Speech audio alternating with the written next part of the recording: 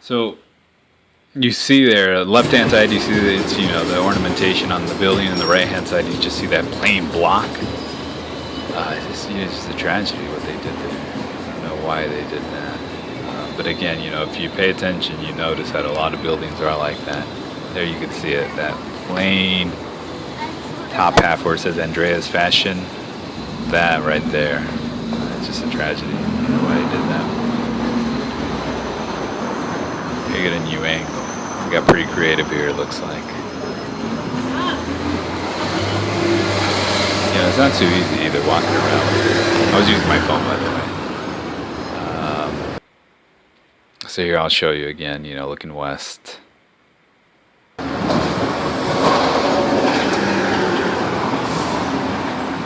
And then looking at that bus right there, some of you might be wondering where's the public transportation besides the bus.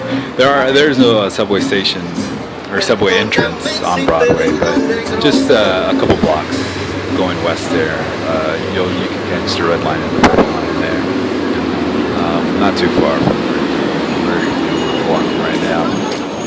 And I don't know if I mentioned this already, but part of the Broadway, Bringing Back Broadway initiative and push to improve this area it has been approved. There's going to be a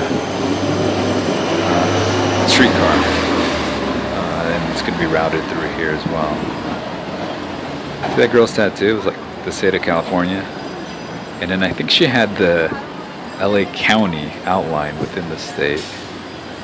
Could be wrong. I'd have to go back and look at it. Again, we see these right in front of the arcade building. You see in the Roxy, you'll see the sidewalk change. There's a cameo. So actually, they put in a lot of effort in making it an experience, not just the actual event, not just the movie or the play or the whatever, but the architecture, the neon lights, the sidewalk. I mean, it was a whole experience. You see a lot of these quinceañeras dressed. I'm telling you, I wonder how they stay in business. It's like so many of them.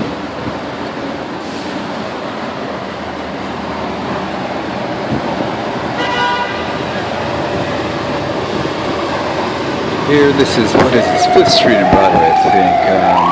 Sadly, you see right on the right-hand side, you see where that gentleman is with the cones. That wood, it's paneled up with the wood. And then on the other side, when we passed the 7-Eleven, I don't know if you saw the same thing, but sadly there was 2 car accidents. One of them, the car went through the window there on Rite Aid. The other one was actually a Metro bus that went through the 7-Eleven.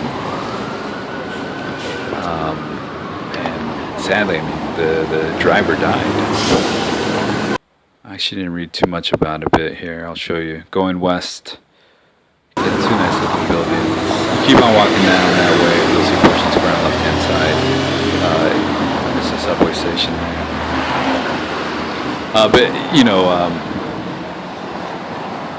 That's also another reason, to kind of widen up these sidewalks and reduce the car lanes is, kind of make it a little bit more pedestrian, safe. In crossing the street, in walking the sidewalks. You shouldn't have to worry about cars running you over. The sad thing, though, I wonder why they did this, is if you look at the plans, there is no implementation of a bike lane. There's not going to be a bike lane there. I wish they would have done something. That guy ran into me, bumped me. I remember that. This is a pretty sad walk here, on the right-hand side there. And most people aren't looking up, or maybe they do, but they don't appreciate the architecture, or some of it's just dingy and not really cleaned up, so why would they look up there? But if all you're doing as a pedestrian, just looking at this and looking at the street fronts there, I mean, it's a terrible experience. So I'm very eager to see what this change in the sidewalks and the streetscape here will bring.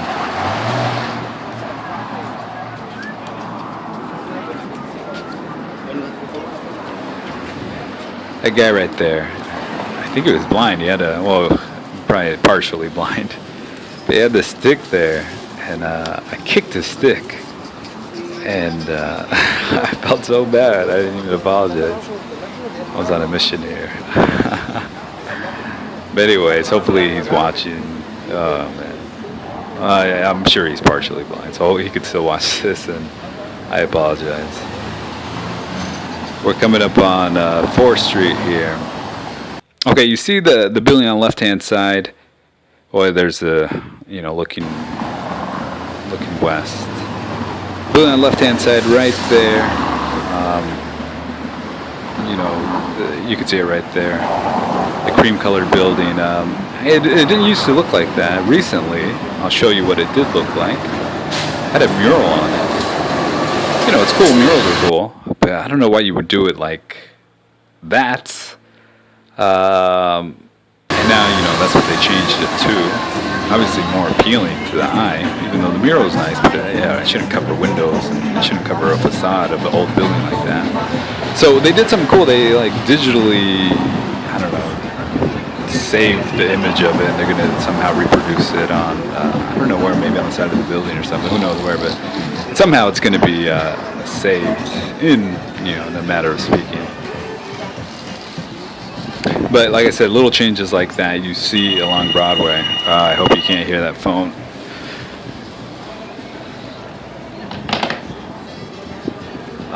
There we go, like a little change like this. You see that, I think it's Italian restaurant just opened up right there. Right next door to McDonald's. So it's kind of this change, or this contrast, I should say, of a higher end restaurant with the lowest, the most common fast food chain that you could see. So you see this conflict, this contrast, and you especially see it right across the street there. Right there. That's Grand Central Market. And I think there's like 50 some odd individually rented stalls. And there's 2 floors, one there and the one on the bottom. And you're starting to see that there too. I don't know, a few years ago, all you would see is somewhat cheap Mexican and Central American and East Asian food. But now you see there's other theater, $1 Million Theater, which you're looking on your left-hand side there. Probably like my 3rd favorite theater. But anyways, going back to that Grand Central Market, you're seeing higher end food stalls, higher end coffee shops moving in there, and there's plans to remodel it, which will only drive up rent, you would assume, which would change the renters in there. So it's kind of interesting to see it. If you go in there, you see the transition unfolding right in front of you.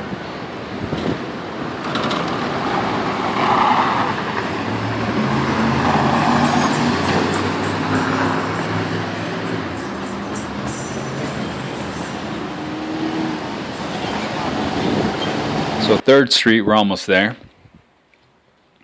There you go, again, the $1 Million Theater. Nice looking theater. That one I've been inside actually. Unfortunately, like the lobby area wasn't. It's not all of it. The actual theater, for the most part, it hasn't been renovated. It's still there. It's pretty nice to go in there and we'll get to watch some movies in there once in a while. So again, just like on the other end, here on this end, we see again, the tall buildings start to diminish. You see a lot more parking. And you see newer buildings. And then, over on the other end, if you keep on going, we might have been in it already to get to the fashion district, part of it at least, that end of it. Here, you start getting more into the civic area. If you were to keep on walking down, you would hit you would see the City Hall, some of the courts, LA Times building. So, anyways, that's pretty much it. Hopefully, you were able to get some out of it. You know what I'm going to do? I'm also going to make one without me yapping, because I'm not too sure how useful my talking was.